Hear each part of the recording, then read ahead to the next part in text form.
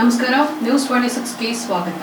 ಕಾಂಗ್ರೆಸ್ ಪಕ್ಷದ ಬ್ಯಾಕ್ ಬೋನ್ ಒಬಿಸಿ ಸಮುದಾಯ ಸಚಿವ ಮಧು ಬಂಗಾರಪ್ಪ ಯಳಂದೂರು ಪಟ್ಟಣದ ಅಂಬೇಡ್ಕರ್ ಭವನದಲ್ಲಿ ಕೊಳ್ಳೇಗಾಲ ವಿಧಾನಸಭಾ ಕ್ಷೇತ್ರದ ಯಳಂದೂರು ಮತ್ತು ಕೊಳ್ಳೇಗಾಲ ಬ್ಲಾಕ್ ಕಾಂಗ್ರೆಸ್ ಹಾಗೂ ಹಿಂದುಳಿದ ವರ್ಗಗಳ ಸಮಿತಿ ವತಿಯಿಂದ ಹಮ್ಮಿಕೊಳ್ಳಲಾಗಿದ್ದ ವಾಯ್ಸ್ ಆಫ್ ಒಬಿಸಿ ಕಾರ್ಯಕ್ರಮವನ್ನ ರಾಜ್ಯ ಹಿಂದುಳಿದ ವರ್ಗ ಸಮಿತಿ ರಾಜ್ಯಾಧ್ಯಕ್ಷರು ಹಾಗೂ ಸಚಿವ ಮಧು ಬಂಗಾರಪ್ಪ ರವರು ಕಾರ್ಯಕ್ರಮವನ್ನು ಉದ್ಘಾಟಿಸಿ ಮಾತನಾಡಿದರು. ಕಾಂಗ್ರೆಸ್ ಪಕ್ಷವು ಹಿಂದುಳಿದ ವರ್ಗಗಳ ಹಲವು ನಾಯಕರನ್ನ ರಾಜ್ಯದಲ್ಲಿ ಮುಖ್ಯಮಂತ್ರಿಯನ್ನಾಗಿ ಮಾಡಿದ ಪಕ್ಷವಾಗಿದೆ. ಒಬಿಸಿ ಪಕ್ಷವು ಕಾಂಗ್ರೆಸ್ ಪಕ್ಷದ ಬ್ಯಾಕ್ ಬೋನ್ ಆಗಿದೆ. ದೇಶದಲ್ಲಿ ಒಬಿಸಿ ಸಮುದಾಯವು ಸುಮಾರು 55% ಇದ್ದಾರೆ. ಇವರ ಸಮಸ್ಯೆಗಳನ್ನ ಹಾಗೂ ಸಮುದಾಯಗಳ ಪರವಾಗಿ ಕಾಂಗ್ರೆಸ್ ಪಕ್ಷವು ಹಲವು ಯೋಜನೆಗಳನ್ನ ರೂಪಿಸಿದೆ. ಆದರೆ ಇತ್ತೀಚೆಗೆ ಬಿಜೆಪಿಯು ಹಿಂದುಳಿದ ಒಬಿಸಿ ಸಮುದಾಯಕ್ಕೆ ಯಾವ ಕೊಡುಗೆಯನ್ನ ನೀಡುತ್ತಿಲ್ಲ. ಆದರೆ ಕಾಂಗ್ರೆಸ್ ಪಕ್ಷವು ಹಿಂದುಳಿದ ಒಬಿಸಿ ಸಮುದಾಯದ ಬಂಗಾರಪ್ಪ, ಧರ್ಮಸಿಂಗ್, ದೇವರಾಜ ಅರಸು, ವೀರಪ್ಪ ಮೊಯ್ಲಿ ಹಾಗೂ ಸಿದ್ದರಾಮಯ್ಯರಂತಹ ಒಬಿಸಿ ನಾಯಕರನ್ನ ರಾಜ್ಯದ ಮುಖ್ಯಮಂತ್ರಿಯನ್ನಾಗಿ ಮಾಡಲಾಗಿದೆ.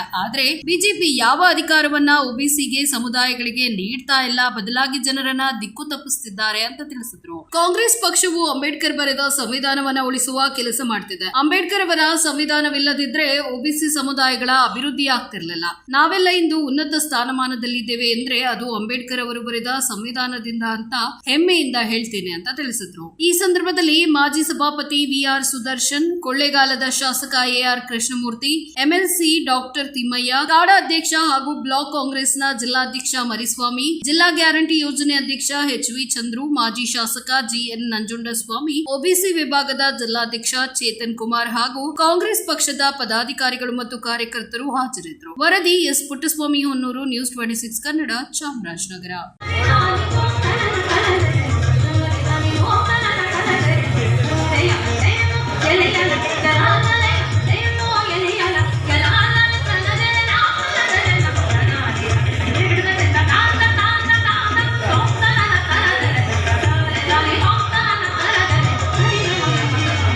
ತಗೊಂಡು ಶಕ್ತಿಯನ್ನು ಕೊಟ್ಟರೆ ಶಾಶ್ವತವಾಗಿ ಈ ಜನರ ಸೇವೆ ಮಾಡತಕ್ಕಂಥ ಒಂದು ಅವಕಾಶಗಳನ್ನು ಇಡೀ ರಾಜ್ಯದಲ್ಲಿ ಒಂದೊಂದು ಕ್ಷೇತ್ರದಲ್ಲೂ ಕೂಡ ನಮಗೆ ಅದು ಅನುಕೂಲ ಆಗುತ್ತೆ ಅಂತಕ್ಕಂಥದ್ದನ್ನು ಈ ಸಂದರ್ಭದಲ್ಲಿ ಹೇಳ್ತಾ ನಾನು ಹೆಚ್ಚು ಮಾತಾಡೋದಕ್ಕೆ ಹೋಗೋದಿಲ್ಲ. ಸುದರ್ಶನ್ ಸಾಹೇಬರು ಕೂಡ ಸಾಕಷ್ಟು ವಿಚಾರಗಳನ್ನು ಭಾಳ ಅದ್ಭುತವಾಗಿ ಕೆಲವು ವಿಚಾರಗಳನ್ನು ಹೇಳ್ತಾರೆ. ಅವ್ರಿಗೂ ನಾನು ಅವ್ರಿಗೂ ಅನುಕೂಲ ಮಾಡಿಕೊಡ್ತಕ್ಕಂಥದ್ದು ಮತ್ತು ವಿಶೇಷವಾಗಿ ಕೃಷ್ಣಮೂರ್ತಿ ಅವರಿಗೆ ನಾನು ಭಾಳ ಧನ್ಯವಾದಗಳನ್ನು ಹೇಳಲಿಕ್ಕೆ ಇಷ್ಟಪಡ್ತೀನಿ. ಈ ಕಾರ್ಯಕ್ರಮವನ್ನು ಎಲ್ಲ ಇಡೀ ರಾಜ್ಯದಲ್ಲಿ ಮಾಡೋದ್ರಲ್ಲಿ ಈಗಾಗಲೇ ನೀವು ಮುಂಚೂಣಿಯಲ್ಲಿ ನೀವು ಮಾಡಿಕೊಟ್ಟಿದ್ದೀರಿ. ನಮ್ಮ ಒಬಿಸಿ ಅವ್ರ ಪರವಾಗಿ ರಾಜ್ಯದ ಅಧ್ಯಕ್ಷನಾಗಿ ನಿಮಗೆ ವಿಶೇಷವಾಗಿ ನಿಮಗೆ, ನಿಮ್ಮ ಸ್ನೇಹಿತರಿಗೆ, ನಿಮ್ಮೆಲ್ಲ ಮುಖಂಡರಿಗೂ ಕೂಡ ವಿಶೇಷವಾಗಿರ್ತಕ್ಕಂಥ ಗೌರವವನ್ನು ಈ ಸಂದರ್ಭದಲ್ಲಿ ಕೊಡ್ತಾ ನಿಮ್ಮೆಲ್ಲರ ಆಶೀರ್ವಾದವನ್ನು ಬೇಡಿ ನನ್ನ ಮಾತು ಮುಗಿಸ್ತೇನೆ. ನಮಸ್ಕಾರ. ಕೆಲಸವನ್ನು ರಾಹುಲ್ ಗಾಂಧಿ ಅವರ ನೇತೃತ್ವದಲ್ಲಿ, ಮಲ್ಲಿಕಾರ್ಜುನ್ ಖರ್ಗೆ ಅವರ ನೇತೃತ್ವದಲ್ಲಿ, ಮಾನ್ಯ ಸಿದ್ದರಾಮಯ್ಯ ಅವರ ನೇತೃತ್ವದಲ್ಲಿ ನಾವೆಲ್ಲರೂ ಕೂಡ ನಾವು ಮಾಡಿದ್ವಿ. ಆ ಸಂದರ್ಭದಲ್ಲಿ ಒಂದು ಮಾತು ಹೇಳಿದರು, ನನಗೆ ಮಾಹಿತಿಯ ಕೊರತೆಯಿಂದ, ಯಾಕೆಂದರೆ ಇವತ್ತು ಕಾಂಗ್ರೆಸ್ ಏನಾದ್ರು ಈ ರಾಜ್ಯದಲ್ಲಿ, ಈ ದೇಶದಲ್ಲಿ ಏನಾದ್ರು ಅಧಿಕಾರವನ್ನು ಇಷ್ಟು ವರ್ಷ ಮಾಡಿದೆ ಅಂತ ಹೇಳಿದರೆ ಅದಕ್ಕೆ ಹೆಚ್ಚು ಶಕ್ತಿಯನ್ನು ಕೊಟ್ಟಿರ್ತಕ್ಕಂಥದ್ದು ಏನಂದ್ರೆ ಶೇಕಡವಾರು ಅಂತ ಹೇಳಿ ಸನ್ಮಾನ್ಯ ರಾಹುಲ್ ಗಾಂಧಿ ಅವರು ಸುಮಾರು 60% ಇದೆ. 58% ಕರ್ನಾಟಕ ರಾಜ್ಯದಲ್ಲಿದೆ. ಒಂದು ತಾಲೂಕಲ್ಲಿ ಕಮ್ಮಿ ಇರ್ತದೆ, ಒಂದು ತಾಲೂಕಲ್ಲಿ ಜಾಸ್ತಿ ಇದೆ. ಇಡೀ ದೇಶದಲ್ಲಿ ನೋಡಿದಾಗ ಒಬಿಸಿ. ಆದರೆ ಒಬಿಸಿಯ ಸಂಘಟನೆಯನ್ನು ಬಹಳ ಮುಖ್ಯವಾಗಿ ನಾವು ಮುಂಚೂಣಿಯಲ್ಲಿ ತಗೊಂಡು ಹೋಗಬೇಕಾಗ್ತದೆ. ಆ ನಿಟ್ಟಿನಲ್ಲಿ ಈ ಕಾರ್ಯಕ್ರಮವನ್ನು ಅವ್ರು ಮಾಡ್ತಾರೆ. ಈಗ ನಾನು ಹೇಳಿದೆ, ಚಂದ್ರು ಅವರು ಅನಿಸುತ್ತೆ ಗ್ಯಾರಂಟಿಯ ಯೋಜನೆ. ಕಾಂಗ್ರೆಸ್ ಪಕ್ಷ ಇವತ್ತು ಅಧಿಕಾರದಲ್ಲಿದೆ. ಗ್ಯಾರಂಟಿ ಯೋಜನೆ ಎಷ್ಟು ಜನ ನಮ್ಮ ಜಿಲ್ಲೆಯ ಕೊಳ್ಳೇಗಾಲ ವಿಧಾನಸಭಾ ಕ್ಷೇತ್ರದಲ್ಲಿ ವಾಯ್ಸ್ ಆಫ್ ಒಬಿಸಿ ಈ ಒಂದು ಕಾರ್ಯಕ್ರಮವನ್ನು ಎಲ್ಲರ ಸಹಕಾರದೊಂದಿಗೆ ಮಾನ್ಯ ರಾಜ್ಯಾಧ್ಯಕ್ಷರಾದ ಮಧು ಬಂಗಾರಪ್ಪ ಅವರ ಮಾರ್ಗದರ್ಶನದಲ್ಲಿ ಉಸ್ತುವಾರಿಗಳಾದ ವಿನೋದ್ ಗೌಡರವರು, ಅವರು, ಸಮರ್ಥ ಅವರ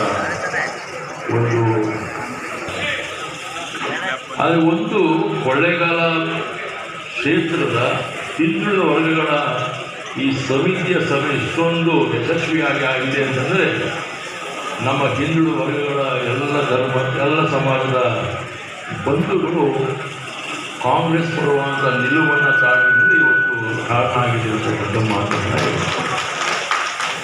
ಇವತ್ತಿನ ಕಾಂಗ್ರೆಸ್ ಪಕ್ಷ ರಾಜ್ಯದ ಅಧಿಕಾರಕ್ಕೆ ಬರಬೇಕಾದ್ರೆ ಪರಿಶಿಷ್ಟ ಜಾತಿ, ಪರಿಶಿಷ್ಟ ವರ್ಗ, ಹಿಂದುಳಿದ ವರ್ಗ, ಅಲ್ಪಸಂಖ್ಯಾತರು, ಇತರ ಸಾಮಾನ್ಯ ವರ್ಗಗಳ ಒಂದು ಸಹಕಾರದೊಂದಿಗೆ 136 ಸ್ಥಾನವನ್ನು ಗಳಿಸಲಿಕ್ಕೆ ನಾವು ಸಾಧ್ಯ ಆಯಿತು.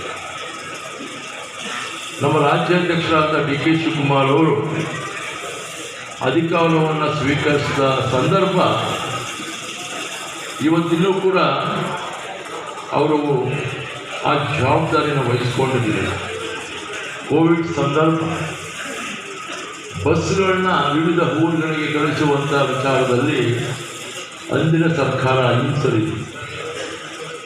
ಬೆಂಗಳೂರಿನ ಬಸ್ ನಿಲ್ದಾಣದಲ್ಲಿ ಪಕ್ಷದ ರಾಜ್ಯಾಧ್ಯಕ್ಷರಾಗಿ ಎಲ್ಲ ಪದಾಧಿಕಾರಿಗಳ ಜೊತೆಗೂಡಿಕೊಂಡು ಅವರು ಧರಣಿಯನ್ನು ಮಾಡಿದರು. ಎಲ್ಲರೂ ಕೂಡ ನಾವು ಗೌರವಪೂರ್ವಕವಾಗಿ ನಾವು ಸ್ಮರಿಸಿಕೊಳ್ಬೇಕಾಗುತ್ತೆ ಬಂಧುಗಳು. ಈಗಾಗಲೇ ನಾವು ಅವರೆಲ್ಲರಿಗೂ ಕೂಡ ಗೌರವಪೂರ್ವಕವಾದಂಥ ಶ್ರದ್ಧಾಂಜಲಿಯನ್ನು ಅರ್ಪಿಸಿದ್ದೇವೆ. ಹಾಗೆಯೇ ಶ್ರೀಮತಿ ಇಂದಿರಾ ಗಾಂಧಿ ಅವರ ಹತ್ಯೆಯಾದಂಥ ನೋವಿನ ದಿನ ಕೂಡ. ಹಾಗೆಯೇ ಚಾಮರಾಜನಗರ ಅಂತ ಹೇಳಿದ್ರೆ ಒಂದು ವಿಶೇಷವಾದಂಥ ಒಂದು ಜಿಲ್ಲೆ ಇದೆ, ಒಂದು ವಿಶಿಷ್ಟವಾದಂಥ ಒಂದು ಜಿಲ್ಲೆ ಕೂಡ. ನೈಸರ್ಗಿಕವಾಗಿ ಅಂದರೆ ಪ್ರಾಕೃತಿಕವಾಗಿ ಭಾಳ ಸೌಂದರ್ಯವನ್ನು ಹೊಂದಿರುವಂಥ ಒಂದು ಜಿಲ್ಲೆ ಇದೆ.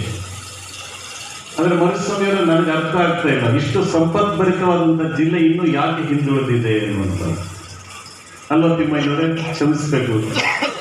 ಮತ್ತೊಬ್ಬ ಸಕ್ರಿಯವಾಗಿ ಕೆಲಸ ಮಾಡ್ತಕ್ಕಂಥ ನಮ್ಮ ವಿಧಾನ ಪರಿಷತ್ತಿನ ಸದಸ್ಯರು ತಿಮ್ಮಯ್ಯವರು ಕೂಡ ಉಪಸ್ಥಿತರಿದ್ದ ಸಾರ್ವಜನಿಕ ಜೀವನದಲ್ಲಿ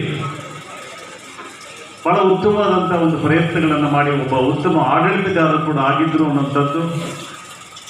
ಹಾಗೆ ಶ್ರೀನಿವಾಸ್ ಪ್ರಸಾದ್ ಇವರೆಲ್ಲರೂ ಕೂಡ ತಮ್ಮದೇ ಆದಂಥ ಪ್ರಯತ್ನಗಳನ್ನು ಈ ಜಿಲ್ಲೆನಲ್ಲಿ ಈ ಕ್ಷೇತ್ರಗಳಲ್ಲಿ ಮಾಡ್ಕೊಂಡು ಬಂದಿದ್ದಾರೆ ಅನ್ನುವಂಥದ್ದನ್ನು ಕೂಡ ಈ ಸಂದರ್ಭದಲ್ಲಿ ನಾನು ಸ್ಮರಿಸ್ಕೊಳ್ತಾ ಇದ್ದೇನೆ. ಸ್ನೇಹಿತರೆ,